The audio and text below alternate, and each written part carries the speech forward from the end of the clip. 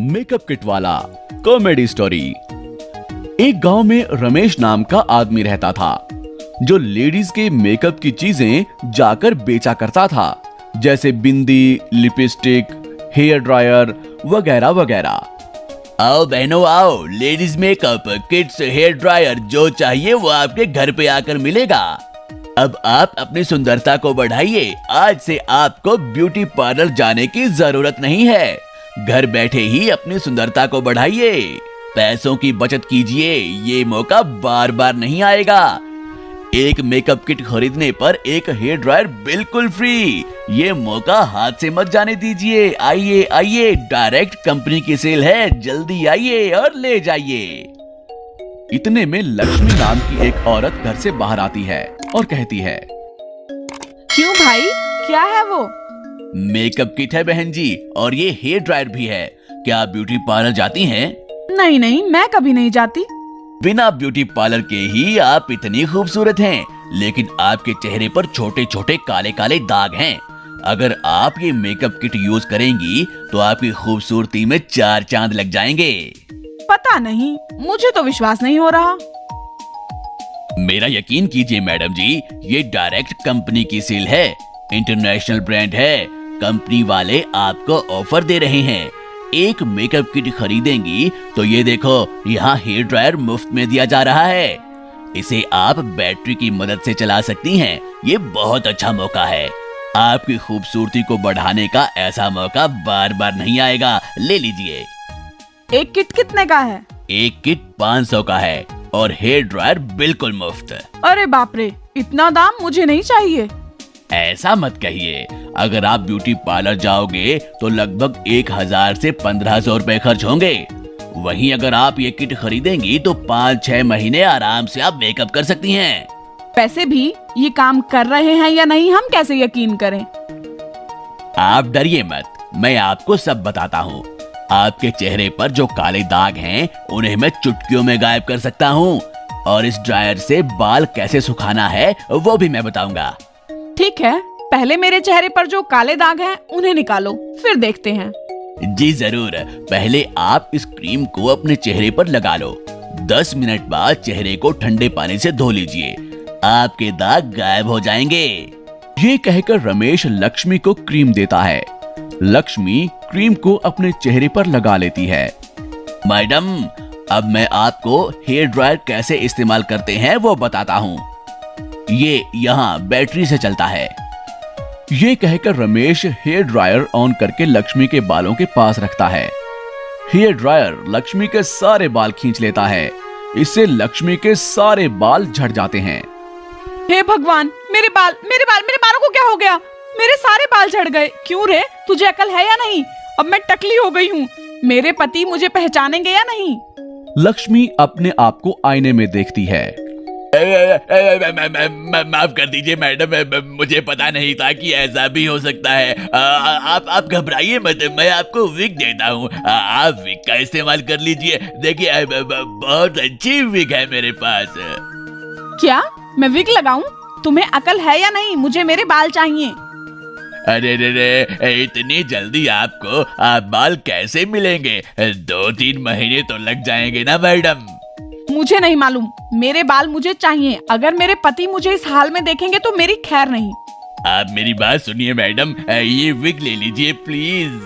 तुम्हारी बात सुनकर ही मेरी हालत ऐसी हो गई है। अगर फिर से सुनूंगी तो क्या होगा? ठीक है, विग इधर लेकर आ, कमबख्त कहीं का। लक्ष्मी विग लेती है। मैडम, इस पानी से आप अपना चेहरा धो लीजिए। आपके चेहरे के सारे काले दाग चले जाएंगे। लाओ दो। लक्ष्मी पानी लेकर अपने चेहरे को साफ करती है।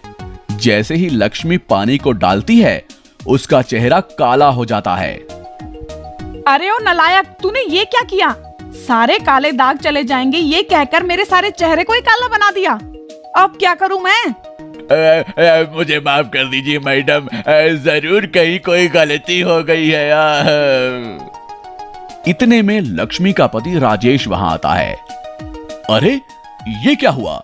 तुझे मेकअप किट के बारे में कुछ पता भी है या नहीं, या वैसे ही कहीं से भी मेकअप किट उठा कर ले आया?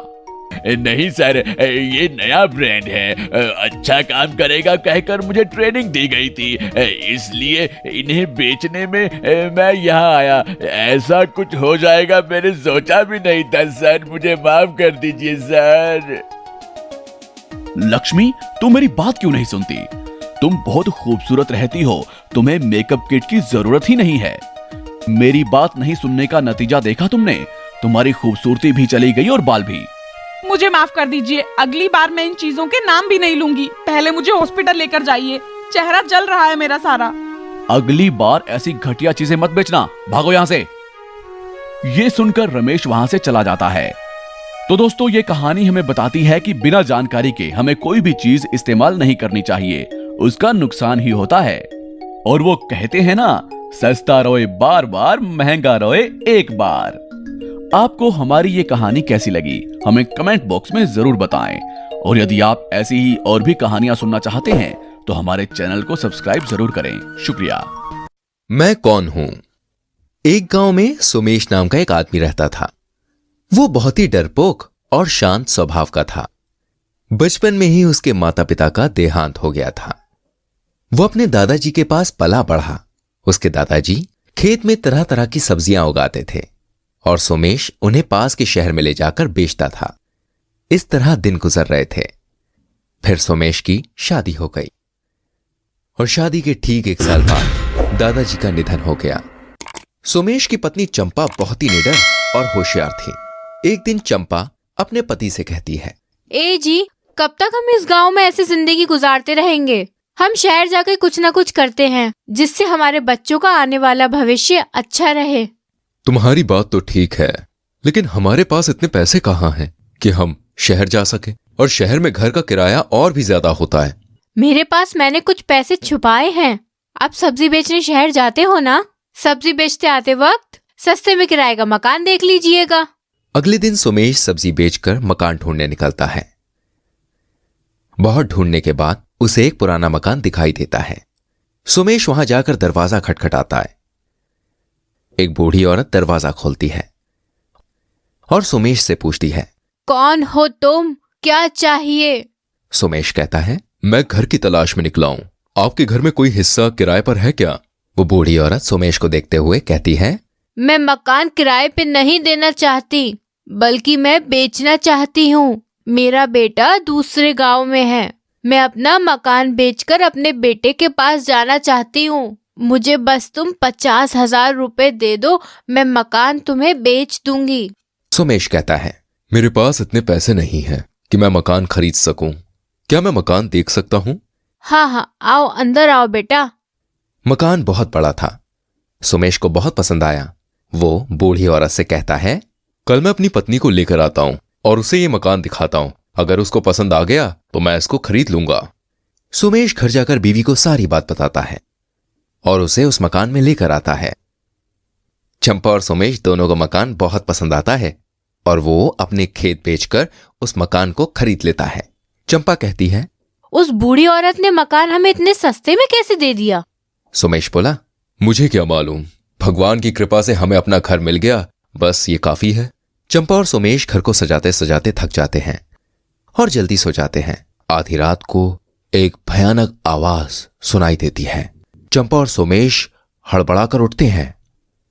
चंपा और सोमेश को भयानक आवाजें सुनाई देती हैं और वो डर जाते हैं। फिर तभी उन दोनों को एक सवाल सुनाई देता है, मैं कौन हूं? दोनों डर के मारे थर थर कांपने लगते हैं। उनके मुंह से एक भी शब्द नहीं निकला और फिर एक बार जोर से आवाज आई, मैं कौन हूं? चंपा कांपते हुए बोलती है, हम नहीं जानते। तभी अचानक एक हवा में लाठी आती है और चंपा और सोमेश को जोर जोर से पीटने लगती है। चंपा और सोमेश रोने लगते हैं और चिल्लाने लगते हैं, बचाओ बचाओ। मैं कल फिर आऊंगा, तुम सोच के रखना मैं कौन हूं। दोनों पति पत्नी पूरी रात सो नहीं पाते। वो दोनों समझ गए कि उस बूढ़ी औरत ने इतने कम दाम में इस घर को क्यों बेचा। उन्हें पता चल गया कि इस घर में भूत है। और दूसरी रात फिर से वही सब होता है। फिर वही सवाल, पूछा जाता है। मैं कौन हूं? चंपा कहती है। हमें छोड़ दो, हम नहीं जानते तुम कौन हो। फिर से जादुई लाठी ने पति पत्नी को पीटना शुरू किया। तभी सोमेश ने कहा, आप हमारे लिए भगवान हो। फिर भी उस आवाज ने उन्हें परेशान किया और फिर से कहा, मैं कल फिर आऊंगा, तुम सोच कर बताना मैं कौन हूं। ऐसे ही ये सिलसिला चलता रहा। एक दिन चंपा का भाई वीरू चंपा से मिलने आता है और वीरू पूरा घर देखने के बाद चंपा से कहता है, चंपा 2 या 3 लाख रुपए में भी इतना बड़ा घर नहीं मिलेगा, तुमको 50,000 में ये घर कैसे मिल गया? चंपा और सोमेश ने कोई जवाब नहीं दिया। चंपा वीरू को रात होने से पहले भेज देना चाहती थी, पर वीरू नहीं जाना चाहता था।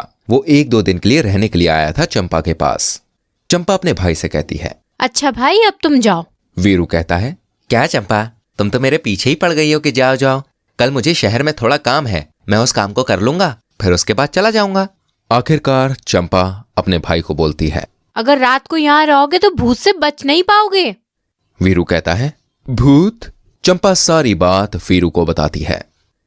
वीरू कहता है, मुझे कल सुबह थोड़ा काम है, एक काम करते हैं, इसके बारे में सुबह बात करते हैं। अभी मैं जा रहा हूं सोने, सुबह बात करेंगे, ठीक है? और फिर से एक बार रात होते ही वो भयानक आवाज सुनाई देती है, मैं कौन हूं? चंपा और सोमेश आवाज सुनकर हड़बड़ा कर उठ जाते हैं और वीरू को आवाज देने लगते हैं, भाई जागो, हमें बचाओ। वीरू नींद से जागता है और कहता है, तुम कौन हो ये हम नहीं जानते, लेकिन क्या तुम जानते हो मैं हनुमान भक्त हूं।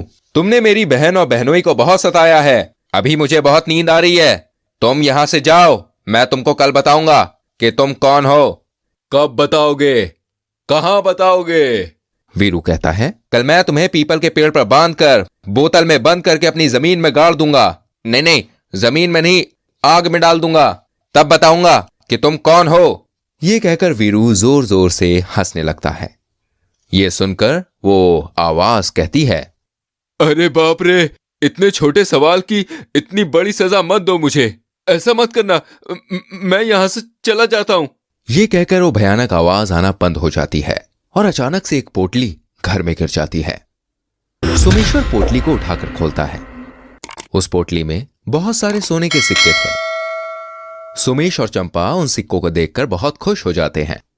वीरू कहता है, जीजू तुम एक मर्द हो, तुम्हें किसी से डरना नहीं चाहिए, भूत हो या इंसान, डरने वाले को और डराया जाता है। हमें हिम्मत के साथ सारी मुसीबतों का सामना करना चाहिए, ना कि डर से। सोमेश कहता है, हाँ वीरू, तुम बहुत छोटे हो, लेकिन तुमने मुझे जीवन का एक बहुत बड़ा सत्य बताया, तुम्हारा बहुत बहुत शुक्रिया। उस दिन के बाद से चंपा और सोमेश उस घर में आराम से रहने लगे। कहानी से हमें यह सीखने को मिलता है कि अगर